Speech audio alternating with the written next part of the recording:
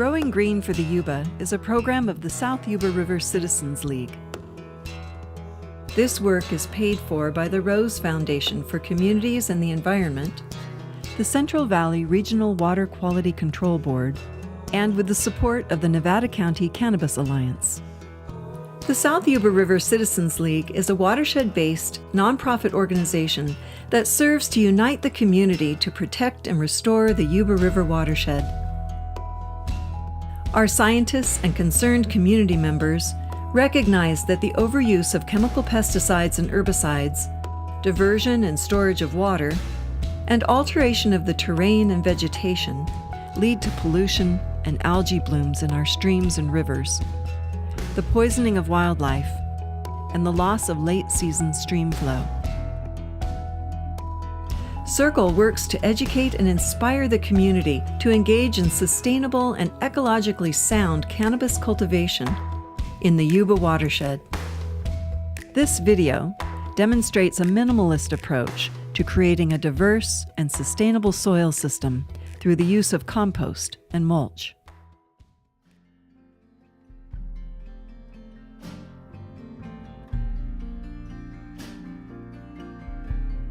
Today we're here at Wade Lafter's farm. Thank you so much for having us. Can you tell us a little about your farm and why you chose to grow cannabis? We have a medicinal herb farm. I'm interested in all of the different types of healing plants, and cannabis is an obvious candidate. How do you see your farm within the ecosystem of the Yuba River watershed? My intention is to create diversity in the garden space as well as around the garden, giving all different types of life forms the opportunity to flourish. And it's my sense that by not fighting nature, I am actually contributing to the well-being of nature as it expresses right here on this property. And as part of the watershed, I'm viewing it as a little island of sanctuary about human beings and their relationship to nature. What steps do you take here on the farm to prepare your soil?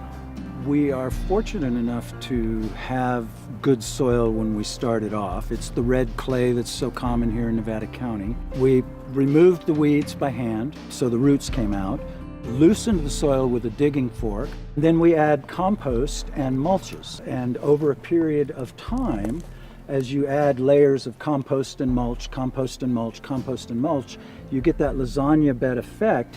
And you've created a different environment at every level of that lasagna bed where different types of organisms can flourish. And what I found is plants' roots will seek out the environment in the soil that is right for them, and then they run with it. How does building your soil this way help reduce the amount of water you need to use? Big one is that mulches, particularly in layers, tend to insulate the soil from evaporation process going on because of sun. I think another big one is that particularly with all of the organic material that we've mixed into the soil over the years, each little piece of wood, each little bit of soil has an opportunity to absorb and hold moisture. It acts like a giant sponge. I don't know if you've noticed, but when you walk around in this soil, it's almost like walking on a mattress. And that's because there's spaces in the soil to hold water. How does your method of preparing the soil help protect the environment? It helps to protect the environment because I don't use any nutrients on the soil or on the plants. I don't use foliar sprays other than water. What I see most cannabis farmers doing is they're not really farming, they're cultivating. They're working with a recipe of the things they need to buy, everything from soil to fertilizers and probably some pesticides and fungicides, on and on and on. Mm-hmm. But for the most part, I really have belief, and it's my experience, that compost brings the widest diversity of not just organisms, but nutrients, especially if you're building your compost properly and it cooks properly. By the time you add that to your soil, you don't have to go to the store and buy things. And meantime, you're not harming the environment. You're not grossly overfeeding plants because they don't need it. What's in the soil is more than they need. So to add more to it seems counterintuitive to me. I just add water. It's all they get once they're in the ground. Wade, we know you use compost here in your garden. Can you tell us how you build it? What I've found for myself is that the combination of chicken manure, kitchen waste, vegetable and garden waste, and wood chips, all mixed together with thyme and water, makes an incredibly beautiful black soil that's very rich. And then another type of compost that we've been working with is horse manure, wood chips, and worms. Our next door neighbor and partner in the farm has 2 horses. Meantime, the wood chips come from various contractors who do woodwork here in the area. And we mix them in equal proportions and turn it over a period of 6 months. They probably get turned once a month. In a certain way, I think of myself as a lazy farmer. And what I've realized is nature will do the hard work if we give her the opportunity. How do you handle pests in your garden? There are a few plant teas that I'm willing to use as control to slow down a population, for example. Comfrey nettle and horsetail is a biodynamic preparation that works really well at slowing insects and promoting vitality in the plants. There's a concept called banker plants.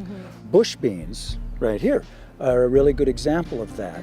Turns out most type of mites that are predators on cannabis like bush beans.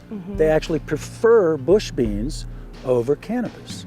So we plant bush beans in the garden knowing that there are mites here. They need something to eat too.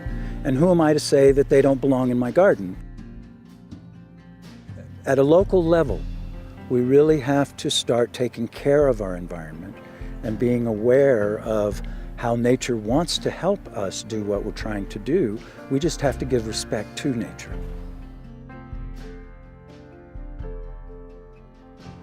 Thank you so much for joining us today. I hope you learned a lot.